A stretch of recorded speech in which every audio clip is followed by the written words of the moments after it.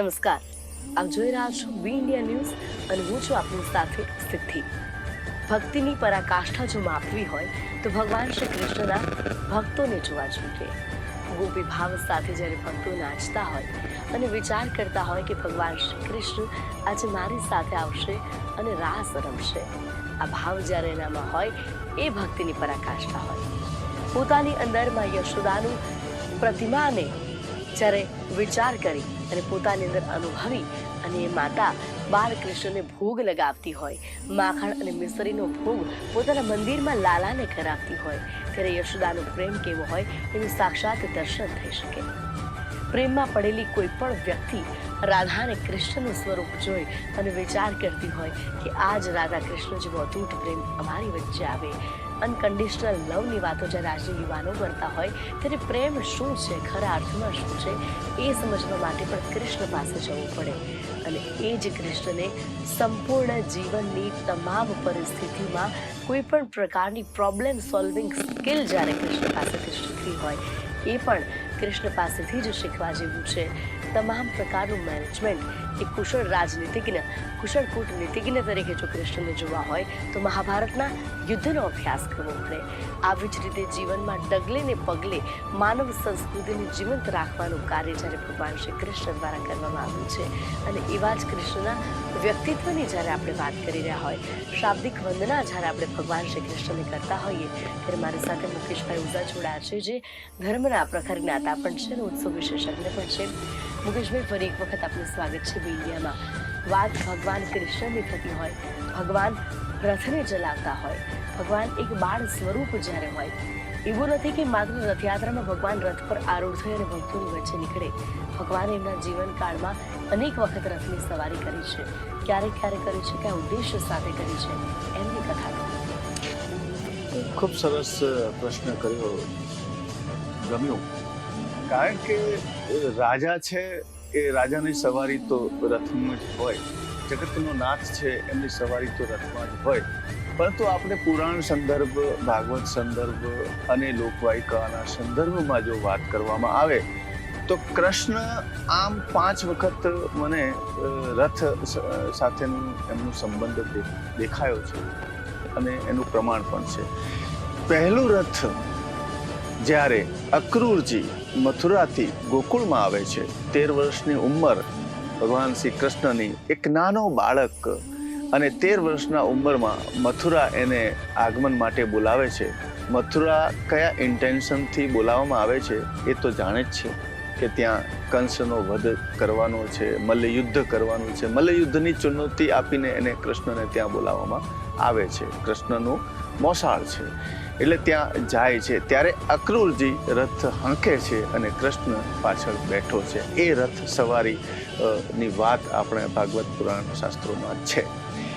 બીજી વખત કે જ્યારે મધુરાધિપતિમાંથી મથુરાધિપતિ બન્યો, કંસનો વધ કર્યો અને પછી જ્યારે મથુરાનો નરેશ બન્યો, ગાદી તો ન સ્વીકારી, પોતાના નાનાને આપી અને જ્યારે એ શિક્ષણ પામવા શાંતિપની આશ્રમ ગયો અને શાંતિપની આશ્રમ પછી જ્યારે મહાભારતની વાત આવે છે અને જ્યારે તે સ્થિતિ આવે છે ત્યારે જે વૃષ્ટિ કરવાના પ્રયાસ છે દુર્યોધન સાથેના, સમજાવવાના પ્રયત્ન છે, યુદ્ધ કરવા કે નહીં કરવા, એ આખી વાત આપણને બહુ મોટો વિષય છે. મહાભારતમાં આપણે એની ચર્ચાઓ જોવા મળે છે.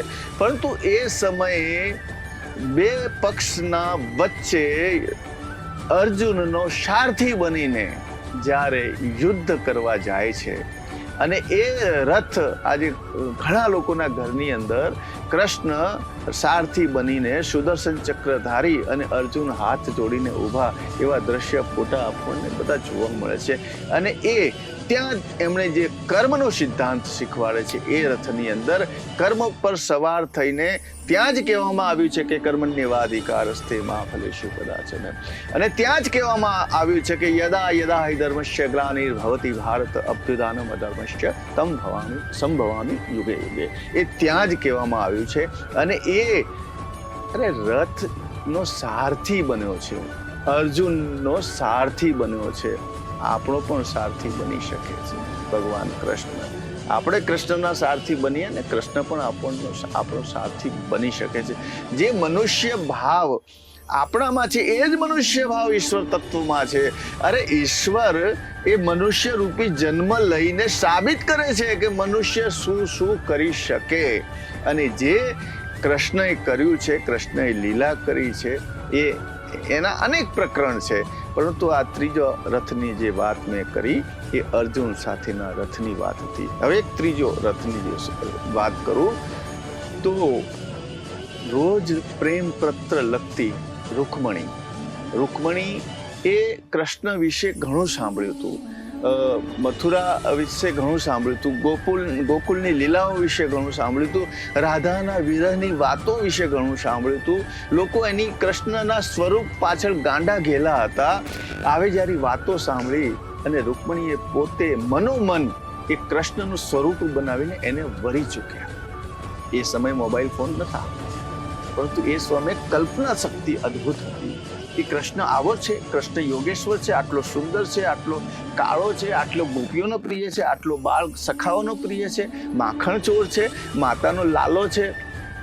એ સ્વરૂપથી લઈને એને જે સ્વરૂપ બનાવ્યું રૂકમણીએ, અને એ રૂકમણી જ્યારે એને વરી ચૂકી છે અને જ્યારે એ મહાદેવજીના મંદિરે પૂજા કરવા જાય છે અને યુદ્ધનો માહોલ છે, શિશુપાલ એને પરણવા માંગે છે અને એ રૂકમણી અનિચ્છા દર્શાવે છે કે મારે તો મારા કૃષ્ણને જ વરવું છે, પરણી ચૂકી છું.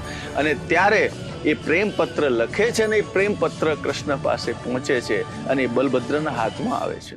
અને બલભદ્ર કહે છે કે લે ભાઈ, આ લવ લેટર પ્રેમ પત્રથી તો શું, એ તો માની લો તારે શું પરણી લેવાનું, એવું કંઈ તો હોતું હશે.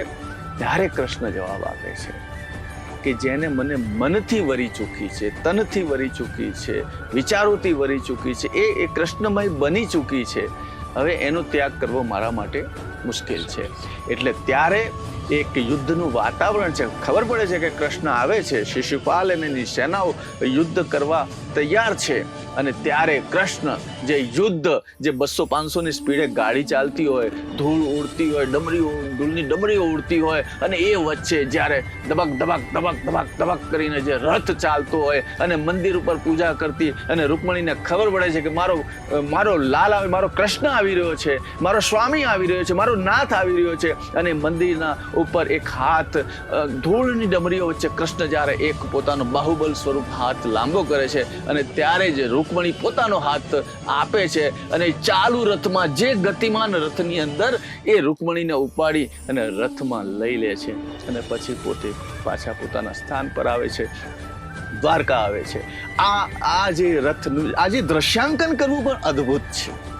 કેટલું અદ્ભુત એ દ્રશ્ય હશે કે જે પ્રમાણે રૂકમણીના એક હાથથી ઊંચકીને, એ આનું વર્ણન છે, શાસ્ત્રોમાં પણ વર્ણન છે. આ શ્લોકો છે, પણ આપણે એક લોકવાયકાની દ્રષ્ટિએ વાત કરીએ છીએ એટલે લોકોને ખબર પડે કે એ કઈ રીતે કૃષ્ણ લીલાઓ આની અંદર સમાયેલી છે. હવે અને ચોથો પ્રસંગ જે રથનો છે, અદ્ભુત, અલૌકિક, અવિસ્મરણીય. જ્યારે સુદામાજીની પત્ની એમ કહે છે કે હવે આપણા ઘરમાં કંઈ બચ્યું નથી, કંઈ ખાવાનું બચ્યું નથી, આપણા ચિત્રે હાલ થઈ ગયા છે. અને તમે જેના મિત્ર માનો છો, જેના ગુણગાન ગાઓ છો, જે વિષ્ણુને તમે ભજો છો, જે રાજા છે, જગતનો નાથ છે, દ્વારકાનો દ્વારકાધીશ છે, એ તમારો મિત્ર છે. કમસે કમ એને મિત્રને તો મળવા જાઓ.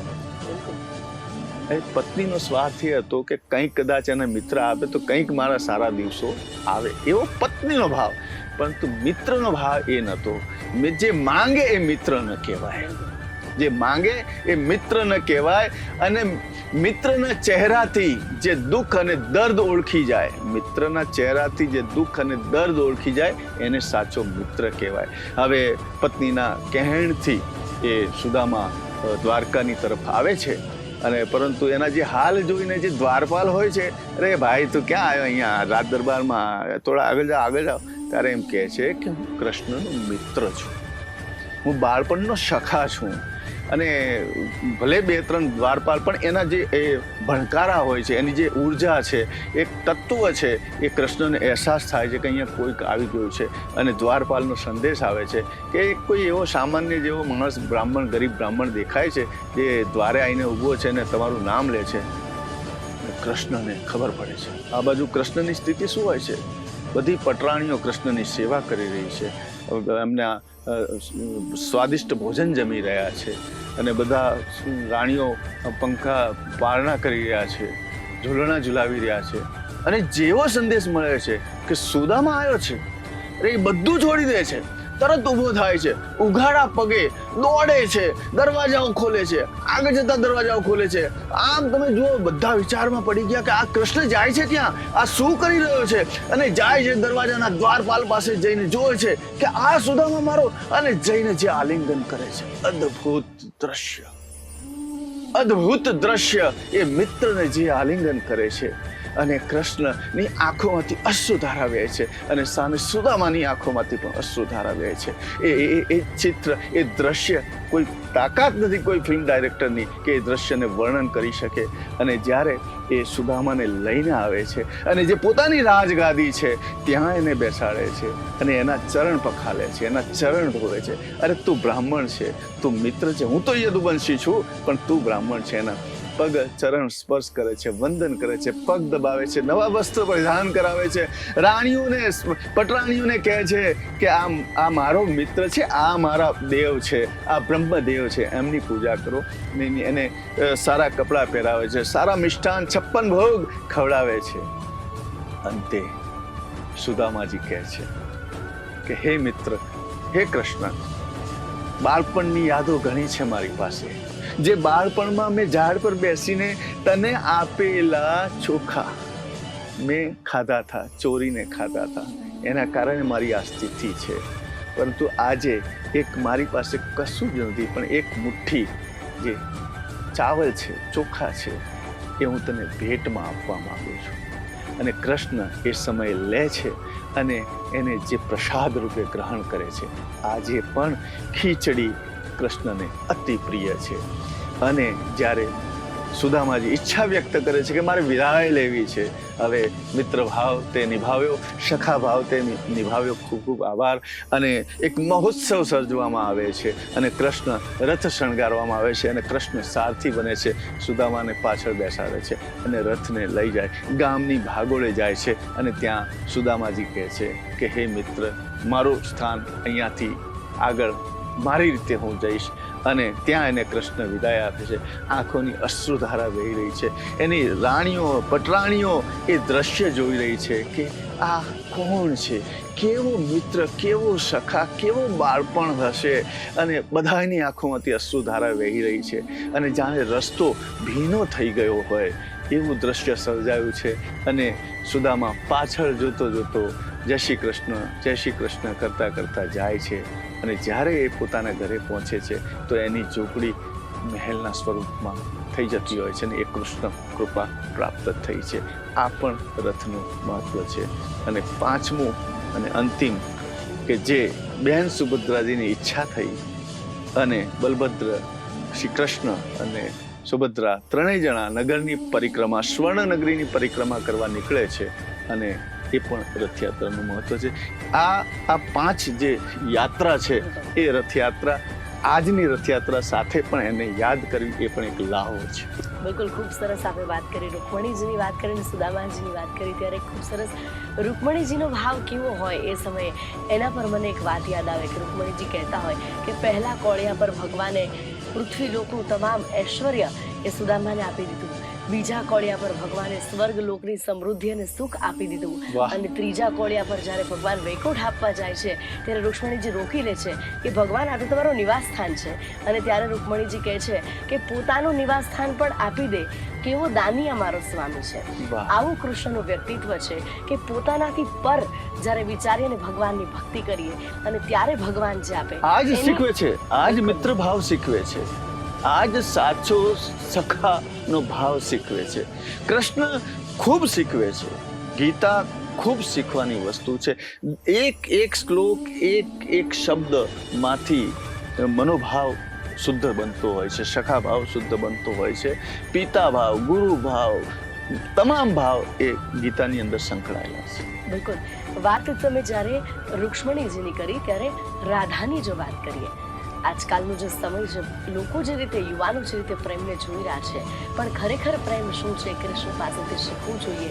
પામી લેવું એ પ્રેમ નથી, પણ આપી દેવું, નિભાવી દેવું એ પ્રેમ છે.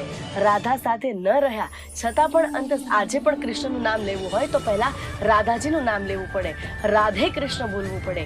આવા પ્રેમનું ઉદાહરણ કૃષ્ણએ આપ્યું. અને એક પ્રેમ જે રૂકમણીનો પ્રેમ કે જેમણે જીવનભર સાથ નિભાવ્યો, અને એ જ ત્રીજું એક સ્ત્રીત્વનું ઉત્તમ ઉદાહરણ ભગવાન શ્રી કૃષ્ણની ભક્તિમાં આવ્યું એ મીરાનું છે, કે જે ગિરધરને ક્યારેય રૂબરૂ જોયા નથી છતાં પણ એને વરી જાય અને એ જ ગિરધર એને જીવનથી ઉગારી જાય. આવું ઉત્કૃષ્ટ પ્રેમનું ઉદાહરણ હોય. એટલે 3 સ્ત્રી દ્વારા ભગવાને એક ઉત્તમ ઉદાહરણ આપ્યું છે કે માનો પ્રેમ તો છે જ. યશોદા અને દેવકી બંનેનો પ્રેમ ભગવાનને મળ્યો. માં ભલે એને દોરડીથી બાંધતી હોય, જ્યારે ગોપીઓ ફરિયાદ કરી જાય છતાં પણ એ માને મોઢામાં બ્રહ્માંડ દેખાડે. એટલે માં, સખી, પત્ની અને ભક્તિ તમામ સ્વરૂપે સ્ત્રીને કૃષ્ણએ કઈ રીતે જોઈ છે. અદ્ભુત અદ્ભુત. પ્રેમ પ્રેમ સબ કોઈ કહે, પ્રેમ ન જાને કોઈ, એક બાર જો પ્રેમ જાને જુદા રહે ન. કૃષ્ણ અને રાધા જુદા નથી.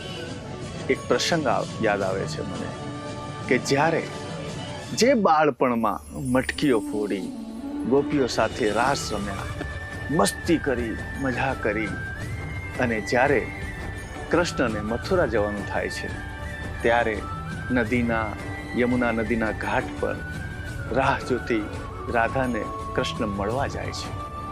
અને ત્યારે કહે છે કે હે રાધા, હું એક ઉત્કૃષ્ટ કામ કરવા જઈ રહ્યું છે, મારી ગોકુલની યાત્રા અહીંયા પૂરી થાય છે. રાધા જાણે છે, અને જે પ્રેમ વિરહ ની અદ્ભુત અનુભૂતિ, અને રાધા પૂછે છે કે હવે હું તમને કઈ રીતે યાદ કરીશ. ત્યારે કૃષ્ણ કહે છે કે હે રાધા, તું સર્વસ્વ, તારું સ્વરૂપ મારામાં સમાઈ ચૂકેલું છે, અને મારું શરીર તારામાં સમાઈ ચૂક્યું છે. એટલે હવે આપણા બેની જે આત્મા છે એ એક જ આત્મા થઈ ગઈ છે. એટલે તું દૂર થાય એમ નથી, અને હું તારાથી દૂર થઉં એમ નથી. એ બંનેની આત્મા એક સ્વરૂપ છે. એટલા માટે જ રાધે કૃષ્ણ કહેવાય છે. અને બીજી વાત એ પણ છે કે જ્યારે રાધાના ઘરે કૃષ્ણ છોડીને જતા રહ્યા, ઘણા એવા સમય નીકળી જાય છે, પરંતુ જ્યારે રાધાની આસપાસ કોઈ કૃષ્ણનું નામ લે તો એના રાધાના પિતા અને આજુબાજુના લોકો ગુસ્સે થતા હોય છે કે કૃષ્ણનું નામ ના લો, અહીંયા રાધાને વિરહ થશે, વેદના થશે. અને ત્યારે આજે પણ તમે વૃંદાવન, ગોકુલમાં જાઓ ત્યારે ત્યાં રાધે રાધે કહેવામાં આવે છે, જય શ્રી કૃષ્ણ નથી કહેતા. રાધે રાધે. રાધે એ પ્રકૃતિ છે, પ્રકૃતિ સ્વરૂપ રાધે છે. એટલે અદ્ભુત રાધાનું વર્ણન કરીએ છીએ. તમે મીરાની વાત કરી, ભક્તિની પરાકાષ્ઠા મીરામાં જોવા મળે, ભક્તિની પરાકાષ્ઠા પુંડરીકમાં જોવા મળે, ભક્તિની પરાકાષ્ઠા નરસિંહ મહેતામાં જોવા મળે કે જેમના મામેરા ભરાઈ જાય. ભક્તિની પરાકાષ્ઠા મારામાં અને તમારામાં પણ છે. આ જે દર્શકો જોઈ રહ્યા છે ને, એમનામાં પણ જો ભક્તિની પરાકાષ્ઠા સમજાઈ જાય તો ઈશ્વર આપણો સમીપ છે જ, એમાં કોઈ નિસંદેહ નથી. એટલે રાધાની વાત કરીએ, કૃષ્ણની લીલાની વાત કરીએ, આપણે કૃષ્ણ નાગમર્દનની વાત કરીએ, જે પણ લીલાઓ આવે છે એ કૃષ્ણનો બેટ બોલ રમતા જે બોલ સરોવરમાં જતો રહે છે, નદીમાં, અને ત્યાં નીચે કોણ હોય છે? કાળિયો નાગ. બરાબર છે. હવે એ નાગ જે આપણે સ્કૂલમાં ભણાવવામાં આવતું કે જળ કમળ છડી જાને બાળા, સ્વામી અમારો જાગશે, જાગશે તને મારશે, તને બાળ હત્યા લાગશે. આ જે આનું વર્ણન છે, અને ત્યાં એ નાગનું મર્દન કરે છે. એ નાગનું મર્દન નથી, એ પ્રકૃતિનું, એ નદીની શુદ્ધતા કરે છે, પાણીને પીવા લાયક બનાવે છે, કારણ કે એ ઝેરી પાણી થઈ ગયેલું હતું એ નાગના કારણે, અને એ પાણીની શુદ્ધતા કરવામાં આવે છે. જેમ નદીઓને શુદ્ધ રાખવાનો જે સંદેશ છે એ પણ આપણા ભાગવત પુરાણમાંથી આવે છે. એટલે કૃષ્ણની જે પણ લીલા છે, કૃષ્ણ ચોરી કરે છે પણ કોના માટે કરે છે? સખા માટે, બીજા માટે, જેને આવશ્યક છે એના માટે કૃષ્ણ ચોરી કરે છે. જે બાળકો આપણા સમાજમાં કુપોષિત છે, જો એને ખવડાવશો તો એ કૃષ્ણ જે માખણ ખવડાવ્યું એ પ્રમાણેનો પ્રતિભાવ ત્યાં પેદા થાય છે. એટલે કૃષ્ણના જીવનમાં જે પણ એને લીલા કરી છે, લીલા કરી એટલે તો લીલાધર કહેવાયો. ગોવર્ધન ઉપાડ્યો તો ગોવર્ધનધારી કહેવાયો. ગોપાલ ગાયોને ચરાવનારો હતો એટલે ગોપાલ કહેવાયો. દ્વારકાનો નાથ બન્યો તો દ્વારકાધીશ કહેવાયો. એટલે જેણે જેટલા યજ્ઞ કાર્ય કર્યા છે એ યજ્ઞ પુરુષ કહેવાયો. એનું જે યોગેશ્વર સ્વરૂપ હતું, 16 વર્ષની ઉંમરનું સર્વશ્રેષ્ઠ સ્વરૂપ કહેવામાં આવે છે એ યોગેશ્વર સ્વરૂપ. તો એ જે પણ કાર્ય કર્યું એની લીલા પરથી એક તમામ ઘટનાઓથી એના નામ બન્યા છે. હરિતારા નામ છે 1000, કયા નામે લખવી કંકોત્રી. એટલે આ આપણા જે ભજનો પણ જે બનાવવામાં આવ્યા છે, જે મહિલાઓ ગાતા હોય છે, અને ભક્તિ કરતા છૂટે મારા પ્રાણ પ્રભુ એવો હું માંગુ રે. જીવન રામાયણ છે એ જીવન જીવવાની કલા શીખવે છે, કઈ રીતે જીવન જીવવું, કઈ રીતે ગ્રહાસ્ત્રમ પાર કરવો. અને ભાગવત જે છે, ભાગવત એ મૃત્યુને સર્વશ્રેષ્ઠ બનાવવાનું જો શીખવું હોય તો તમારે ભાગવતનો સહારો લેવો જોઈએ. આ પરિણામ છે. એટલે આ ભાગવત અને આપણા સનાતન સંસ્કૃતિ, પુરાણ, વેદ જેટલું મહત્વ, જેટલો અભ્યાસ કરી શકાય, જેટલું ગુરુ પાસે જ્ઞાન મેળવી શકાય, એને લેવાનો પ્રયત્ન કરીએ તો કદાચ જગન્નાથના દર્શન કર્યાની સાર્થકતા પૂરી થાય. ધર્મ, અર્થ અને કામ તો કૃષ્ણ કયા, પણ મોક્ષ માટે ભગવદ્ ગીતા આપણને આપી ગયા. જેમ ભગવાન કૃષ્ણએ તમે વાત કરી કે એ જ હાથોમાં વાંસળી હોય અને એ જ વાંસળી વગાડતા કૃષ્ણના હાથમાં સુદર્શન ચક્ર હોય. ભગવાન શ્રી કૃષ્ણના એ સ્વરૂપની જ્યારે વાત કરવી હોય મુકેશભાઈ, કે એ સમગ્ર વિશ્વનો સ્વામી છે, છતાં પણ મહાભારતનું યુદ્ધ અટકાવી શક્યા હોત ધારે તો ન અટકાવ્યું. એ પણ કર્યું અને એ જ મહાભારતના યુદ્ધમાંથી ભગવદ્ ગીતા આપણને આપી. એક કુશળ રાજનીતિજ્ઞ, કૂટનીતિજ્ઞ તરીકે કૃષ્ણનું એ સ્વરૂપ, મહાભારતના યુદ્ધનું સ્વરૂપ, યોગેશ્વર સ્વરૂપ, એના વિશે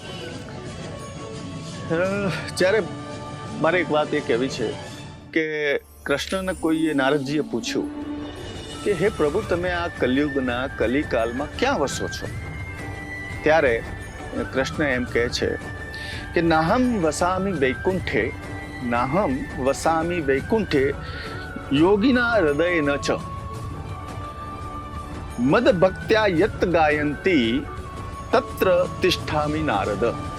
એનો મતલબ એ થાય, કૃષ્ણ એમ કહે છે કે ના તો હું વૈકુંઠમાં વસું છું, ના કોઈ યોગીના હૃદયમાં વસું છું, ના હું વૈકુંઠમાં નથી રહેતો, કે ના હું યોગીના હૃદયમાં રહેતો નથી, હું મંદિરમાં રહેતો. પરંતુ જ્યાં મારું ગાયન થાય છે, જ્યાં મારું ગીત ગવાય છે, ત્યાં હું સાક્ષાત ઊભો હોઉં છું. આ વેદના કથનનો શ્લોક છે. એટલે જો તમે ઈશ્વરનું સ્મરણ કરો પણ જો ભાવ સાચો હોય તો ત્યાં તમારી સામે ઈશ્વર છે ને છે જ. અને હવે તમે જે વાત કરી મહાભારતની, તો ખૂબ સુંદર લેખક છે, હિન્દી ફિલ્મોના કથાકાર, એનો સંવાદ મને કહેવો પણ ગમે છે. તો એનું જે વિરાટ સ્વરૂપ મહાભારતના યુદ્ધમાં જે જોવા મળે છે, આમ તો 3 વખત વિરાટ સ્વરૂપના દર્શન સકલ ભાગવતની અંદર બતાવ્યા છે, બ્રહ્માંડના દર્શન બતાવવામાં આવ્યા છે. અને અર્જુનને અંતે સમજાવવું પડ્યું, અને આખી ગીતા સમજાવ્યા પછી છેલ્લા શ્લોકમાં શું કહે છે? મેં તો મારે જે કહેવાનું હતું કહી દીધું, હવે તારી સમજ અને બુદ્ધિનો ઉપયોગ કરીને તું યુદ્ધ કર. પરંતુ જે ગીતા દરમિયાન જે સ્વરૂપનું વર્ણન હતું, એક કવિએ જે વર્ણન કર્યું છે એ હું અવશ્ય દર્શકોને કહેવા માંગીશ કે હરિને ભીષણ હુકાર કિયા, અવાજ ઉઠાવ્યો, હરિને ભીષણ હુકાર કિયા, અપના સ્વરૂપ વિસ્તાર કિયા. જે વિરાટ સ્વરૂપ છે ને, એટલે તમને કીડીમાં જેટલું તમને દ્રશ્ય આજે આપણને દેખાય છે એનાથી કરોડો ગણું સ્વરૂપ મોટું છે, જે સકલ બ્રહ્માંડનો નિર્માતા છે એવું સ્વરૂપ છે. ડગમગ દિગ્ગજ ડોલે, જ્યારે વિરાટ સ્વરૂપ ધારણ કરી રહ્યો છે જગતનો નાથ, ત્યારે ડગમગ દિગ્ગજ ડોલે, ભગવાન કો ભી તો છોકર બોલે. જ્યારે દુર્યોધન એમ એનો તુકારો કરે છે ભગવાન શ્રી કૃષ્ણનો, ત્યારે ભગવાન શ્રી કૃષ્ણ આ પોતાનું વિરાટ સ્વરૂપ બતાવી અને કહે છે કે જંજીર बढ़ाकर बांध मुझे, હે દુર્યોધન તારામાં હિંમત હોય તો મને બાંધી લે. जंजीर बढ़ाकर साध मुझे, हाँ दुर्योधन बांध मुझे. ये देख गगन मुझ में लय है, ये देख गगन मुझ में लय है. दृढ़ हूं तो दृश्य कांड देख, मैं दृढ़ हूं तो दृश्य कांड देख. मुझ में सारा ब्रह्मांड देख, मुझ में सारा ब्रह्मांड देख. अंबर में कुंतल जाल देख, पद के नीचे पाताल देख. मुट्ठी में तीनों काल देख, और मेरा स्वरूप विकराल देख. देख दुर्योधन मेरा विकराल स्वरूप तू देख ले. सब जन्म मुझसे पाते हैं, सब जन्म मुझसे पाते हैं, फिर लौट मुझ में ही आते हैं, फिर लौट मुझ में ही आते हैं. ये देख जगत का आदि सर्जन, ये देख जगत का आदि सर्जन, ये देख महाभारत का रण. मृत को सब मृत से बटी हुई बू है, मृत से बटी हुई बू है. पहचान जरा कहाँ तू है, पहचान जरा. हे दुर्योधन कहाँ तू है, आज पहचान ले. અદ્ભુત વિરાટ દર્શન, યુદ્ધના પરિણામનો ભવિષ્યનો સંકેત જ્યારે કૃષ્ણ આપતો હોય ત્યારે તે જ સમયે દુર્યોધનને ચમત્કાર મળી જાય છે. આ વાત અને આ જે વિરાટ સ્વરૂપના દર્શન છે મહાભારતમાં અને ગીતા દરમિયાન આપણને આ જોવા મળે છે. આ એક કહેવાની મજા છે, કૃષ્ણમય બનવાની મજા છે અને કૃષ્ણને ઓળખવાની મજા છે, એની આ રચના છે અને કહેતા પણ મને આનંદ થાય છે. બિલકુલ, ખૂબ સરસ રીતે આપણે ભગવાનના વિરાટ સ્વરૂપનું વર્ણન કર્યું. તો દર્શક મિત્રો, ભગવાન શ્રી કૃષ્ણના વાત જ્યારે થતી હોય, એના સ્વરૂપોની વાત થતી હોય, ત્યારે કૃષ્ણ એને બાળથી લઈ અને યુવા સ્વરૂપથી લઈ અને મહાભારતના એ પરમેશ્વર કૃષ્ણ સુધીની વાત જ્યારે આપણે કરી રહ્યા હોય, આગળ પણ કરીશું ભગવાનની વાત. રોકાઈ નાનકડા માટે.